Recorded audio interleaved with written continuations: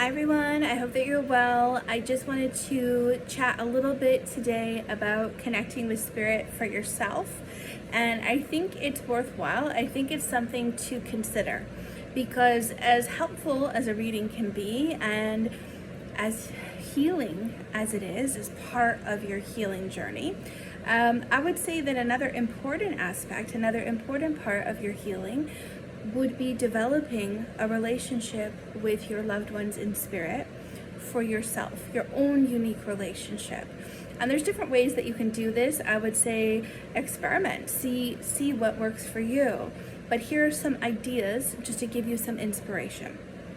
So the first one that I would suggest is to set a date and time. Make a date with your loved one in spirit. So if there's one in particular you really want to connect with, then do that. Or you could just make it with spirit in general, all your loved ones.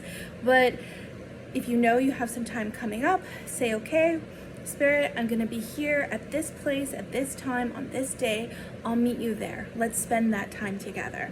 And a beautiful thing to do would be to honor your loved one in doing something that they enjoyed or something that you enjoyed doing together. For instance, if you have a father in spirit who loved to garden, why don't you set this date and meet them and do in the garden and do some gardening?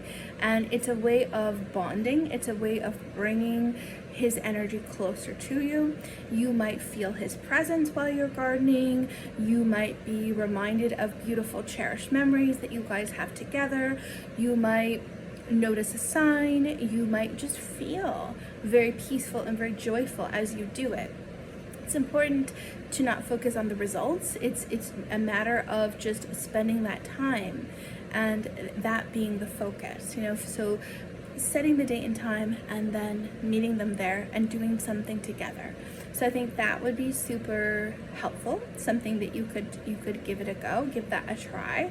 I also think that it's wonderful to be able to light a white candle, which really is a symbol of honoring spirit. It's almost like inviting spirit to come close to you.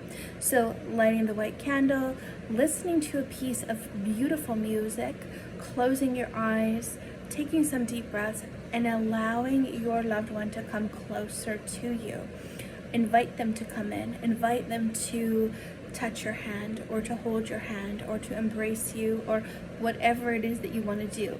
But really create that beautiful space, that energy, and then invite them to come spend those moments with you. Super simple, a white candle, a piece of music. Doesn't take a lot, but recognizing that your intention is so powerful. The intention that you set is the most important thing. So I would try that. I would also say you could write a letter to your loved one in spirit. And not only that, you could just sit and speak the words that you'd like to say, but speak them out loud. I feel as though we have a lot of energy that builds up, a lot of emotion that builds up, and we don't always have an outlet or a way to express it.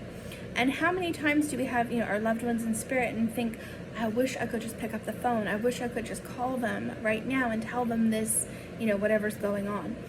You can do that. They do hear you. They're very aware of your words. So do write them a letter. Do speak the words you want to say to them out loud and know that they are listening and they are there.